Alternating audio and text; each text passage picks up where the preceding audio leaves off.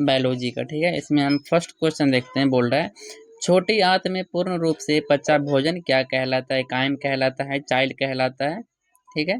दो ऑप्शन है आपके पास, काइम या चाइल्ड।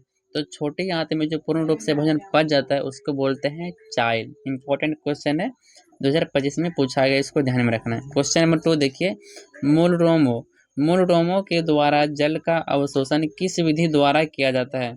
स्थानांतरण विधि, विसरण विधि, प्रासरण, या ए और बी दोनों। तो मूल रोमों के द्वारा जो जल का परिवहन होता है, अवशोषण, उसको कौन सा विधि द्वारा किया जाता है? तो विसरण विधि द्वारा किया जाता है, ठीक है। पेड़ पौधा में होता है।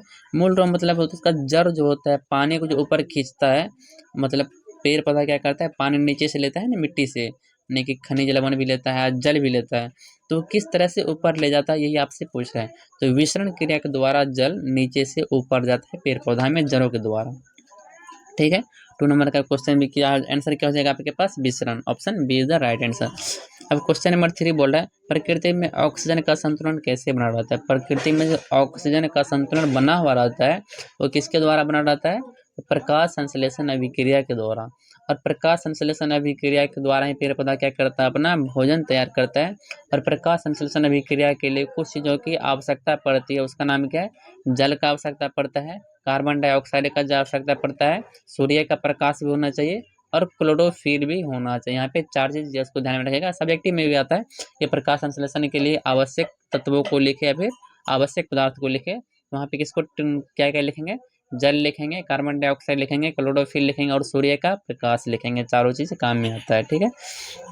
और क्लोरोफिल में मैग्नीशियम भी पाया जाता है, और क्लोरोफिल में क्लोरोप्लास्ट भी पाया जाता है, ठीक है। क्लोरोप्लास्ट हरा कलर का होता है, इसको भी आपको ध्यान में रखना है। तो आप क्वेश्चन नंबर 4 बोला है प्रकाश संश्लेषण क्रिया में ऑक्सीजन बाहर निकलता है। अब बताओ, उस अभिक्रिया में जल भी भाग ले रहा था। अभी देख, जल था, कार्बन डाइऑक्साइड था और क्लोरोफिल था, सूर्य का प्रकाश। तो ऑक्सीजन जो बाहर निकलता है, जो जल जो लिया था अंदर से, मिट्टी से, खनिज लवण के द्वारा, ठीक है। तो जल में क्या होता है? H2O, हाइड्रोजन भी है और ऑक्सीजन भी है।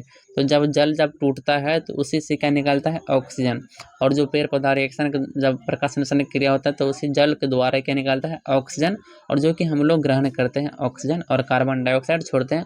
और आपको यहाँ से 2 क्वेश्चन बताना है, सॉरी 3 क्वेश्चन बताना है कि वायुमंडल में ऑक्सीजन कितना % है, कार्बन डाइऑक्साइड कितना % है, और नाइट्रोजन कितना %। यहाँ पे 3 क्वेश्चन, एक क्वेश्चन पीछे दिए थे आपको संगमरमर का फॉर्मूला बताने के लिए, ठीक है। तो ये 4 क्वेश्चन हमको कमेंट में चाहिए, ठीक है, चारों का आंसर। फिर से सुन लीजिएगा। एक तो नाइट्रोजन कितना % है वायु में, कार्बन डाइऑक्साइड कितना % है, ऑक्सीजन कितना % है, और संगमरमर का रासायनिक सूत्र। चारों क्वेश्चन क्या है आपके होमवर्क में, तो कमेंट में आप लिख दीजिएगा यदि आपको पता है तो।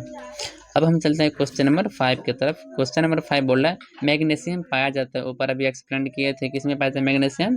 क्लोरोफिल में, ठीक है। यहाँ पे क्लोरोफिल को हम टिक कर लेंगे। भोजन का पाचन किस प्रकार की अभिक्रिया है?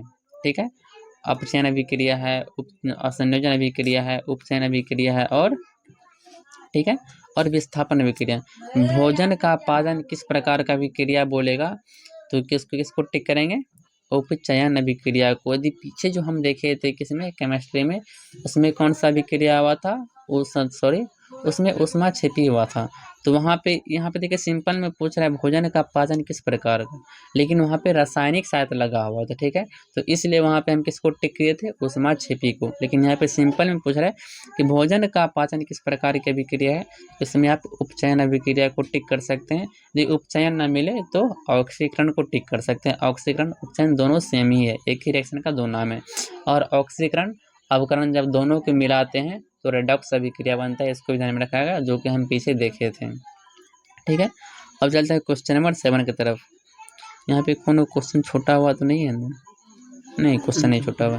क्वेश्चन नंबर 7 भी 7 का बचा हुआ। क्वेश्चन नंबर 7 बोला है निम्नलिखित में से कौन सा एक उभयलिंगी जंतु है? मोस्ट इंपॉर्टेंट क्वेश्चन है, 2014 में, 19 में पूछा गया, और भी कई वर्षों में ये हमको लगता है कि आ सकता है, ठीक है। बहुत बहुत बहुत ज़्यादा इंपॉर्टेंट क्वेश्चन है। इसमें जी अभी बोले निम्नलिखित में से कौन उभयलिंगी जंतु है? हमेशा उभयलिंगी जंतु कौन सा है? केचुआ है। ऑप्शन भी सुन लीजिएगा, केचुआ, मछली, शेर, बकरी। तो केचुआ क्या है? उभयलिंगी जंतु है। अब बाकी मछली है, शेर है, और बकरी है क्या है? उभयलिंगी जंतु नहीं है। उभयलिंगी जंतु कौन है? कछुआ। इंपॉर्टेंट है, इसको ध्यान में रखेगा कछुआ को। अब 8 नंबर का क्वेश्चन बोल रहा है कवक में पोषण की कौन सी विधि पाई जाती है। क्वेश्चन इंपॉर्टेंट है, 2014 में 19 में पूछा गया है, तो ये हो सकता है इस बार आ सकता है। 19 के बाद यहाँ कितना गैप होता है? 7 साल का, तो हो सकता है कि आ सकता है। तो कवक बात करें तो मृतजीवी में आ जाएगा, तो मृतजीवी पोषण में आ जाएगा। स्वपोषी पोषण के लिए आवश्यक है, देखिए इंपॉर्टेंट है, 2015 में, 16 में, 19 में, 21 में, 4 साल क्वेश्चन रिपीट है, तो इसको ध्यान में रखिएगा। स्वपोषी पोषण के लिए क्या आवश्यक है? पर्णहरित, उसके बाद सूर्य का प्रकाश, कार्बन डाइऑक्साइड और सभी। तो देखिए स्वपोषी पोषण के लिए, स्वपोषी पोषण किसको बोलते हैं? पेड़ पौधा को बोलते हैं। उसके लिए आवश्यक क्या क्या चीज़ है आपको हम बताए थे ऊपर में ही कि देखिए स्वपोषी पोषण कैसे प्राप्त करता है? वो भोजन को कैसे ग्रहण करता है? तो सूर्य के प्रकाश के द्वारा भोजन बनाता है, यानी कि प्रकाश संश्लेषण के द्वारा। उसमें 4 चीज़ यूज होता है, जल होता है, कार्बन डाइऑक्साइड, सूर्य का प्रकाश, क्लोरोफिल, ठीक है। तो यहाँ पे पर्णहरित बोल दे, क्लोरोफिल बोल दे, फिर क्लोरोप्लास्ट बोल दे, तो इनमें से हम किसी को भी टिक कर सकते हैं। पर्णहरित दे दे, क्लोरोफिल या क्लोरोप्लास्ट, ठीक है। क्लोरोप्लास्ट में मैग्नीशियम पाया जाता है, इसको भी ध्यान में रखना, ऊपर देखे थे अभी। तो यहाँ पे हम सभी को टिक करेंगे, पर्णहरित भी, पर्णहरित भी चाहिए, कार्बन डाइऑक्साइड भी चाहिए, सूर्य का प्रकाश भी चाहिए और जल भी चाहिए, लेकिन जल यहाँ पे दिया हुआ है नहीं, ऑप्शन डी में बोल रहा है सभी, तो हम इसको सभी को टिक कर लेंगे। तो अब क्वेश्चन नंबर 10 देख रहे हैं, उसमें बोल रहा है ग्वाइटर अथवा घेघा पनपता है। ग्वाइटर अथवा घेघा क्या है? रोग है, वो किसके वजह से पनपता है? चीनी की कमी से, आयोडीन की कमी से, रक्त की कमी से, या फिर मोटापा से, ठीक है। तो ये जो ग्वाइटर और घेघा रोग है नमक की कमी से फैलता है, मतलब नमक की कमी से होता नहीं, कि नमक को आयोडीन बोलते हैं। तो आयोडीन की कमी से कौन सा रोग होता है? ग्वाइटर और घेघा रोग। तो उम्मीद है कि वीडियो आपको अच्छा लगा होगा, जितना भी क्वेश्चन बताएं आपको समझ में भी आ गया होगा। यदि आपको वीडियो अच्छा लगता है तो वीडियो को लाइक करके दोस्तों में शेयर करके, और चैनल पे यदि आप नए हैं तो चैनल को सब्सक्राइब भी कर लीजिएगा। हमेशा ही ऐसा इंपॉर्टेंट वीडियो आपको मिलता रहेगा। ऑब्जेक्टिव का करवा रहे हैं और कुछ दिन में सब्जेक्टिव का भी वीडियो अपलोड होने लगेगा, जो कि इंपॉर्टेंट है, सिर्फ वही हम करवाएंगे, कहीं एग्जाम नज़दीक है तो क्या पढ़ना है क्या नहीं पढ़ना है बहुत ही ज़्यादा इंपॉर्टेंट लगता है, खास करके उसको पढ़ना है जो कि एग्ज़ाम से रिलेटेड है।